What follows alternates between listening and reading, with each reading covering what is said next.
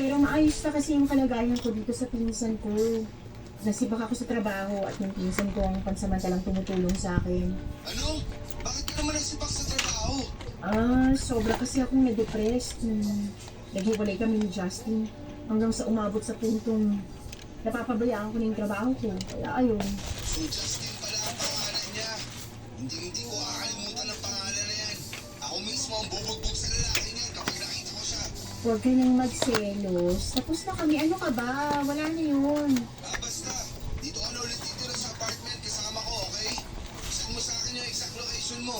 Susunduin na kita mamaya.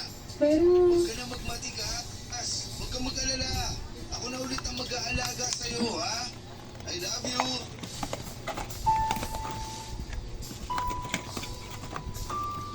Nahulog na naman ako sa patibong ni Dale Papadudot.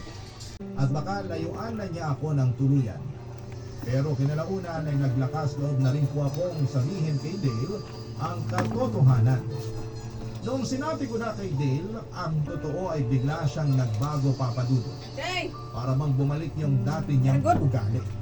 Yung mainitin ang ulo at wala sa sarili. Nagwala siya dahil hindi niya matanggap na may dinadala akong anak na ibang lalaki ang ama. Sobra yung naramdaman kong takot noon kasi pakiramdam ko ay babalik na naman kami sa madilim na parte ng relasyon namin. Ang sabi na lamang niya sa akin ay gusto niya daw munang mapag-isa at bibili na lamang daw muna siya ng alak sa tindahan.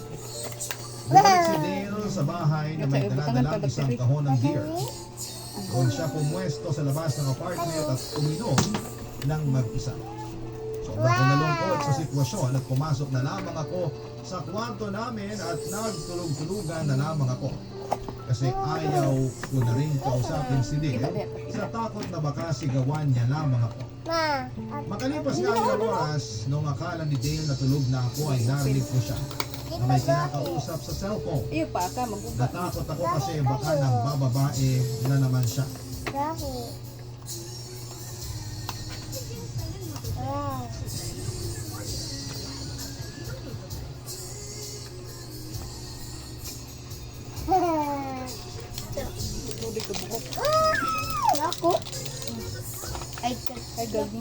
Pero papadulot mas lalong nayanig ang mundo ko nung palihim akong lumapit sa pintuan para pakinggan kung sino ang kinakausap ni Dale at doon ko mismo natuklasan ang isang bagay na sumira sa ilusyon ko, papadulot.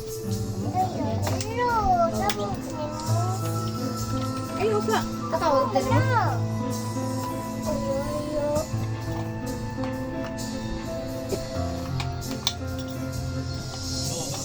Hindi si Ashley. Hello?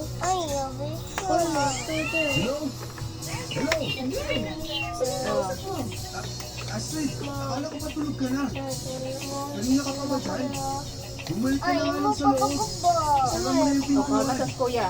Abayaan mo naman. Inama kami ka. Pagmama sa si kuya. Usap mo. Sige, play.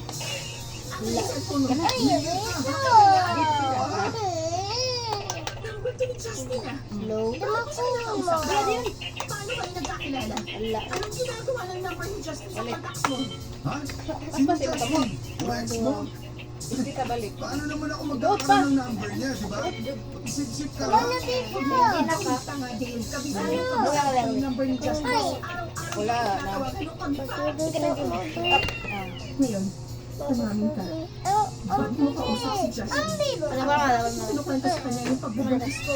Huwag ka naman mag-invento dyan. Wala akong alam sa sinasabi mo. Talaga na. Tingnan natin. Uy, Sa luyo, ano?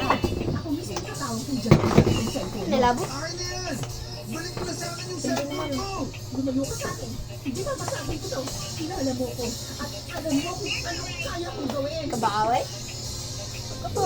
Paspas. Ito man, paspas. Kuya, kuya, kuya.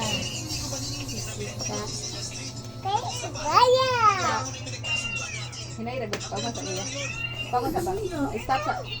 Ano sa iyo? Ano pinagkasunduan niyo ni Dana? Stop sa. Magpaliwanag kang hayop ka. Hello? Hello? Good. Kot tarong.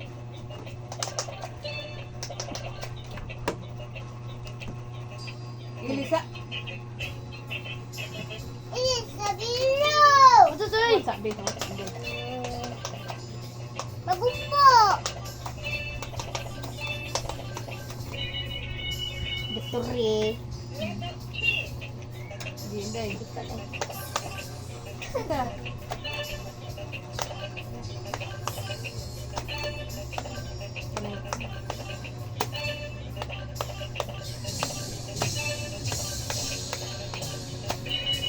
Wait. Kita. Pasa.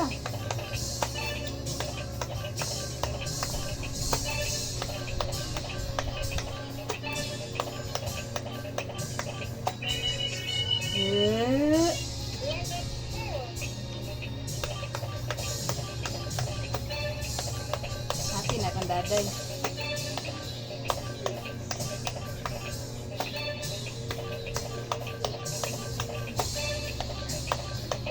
Up.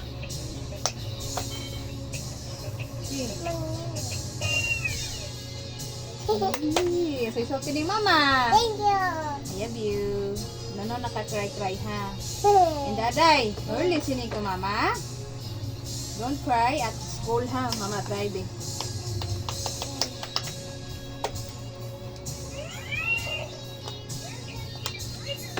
Isa.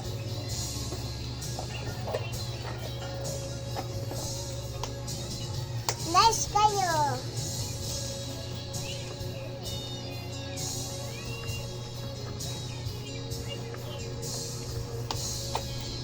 Imo duha-duha?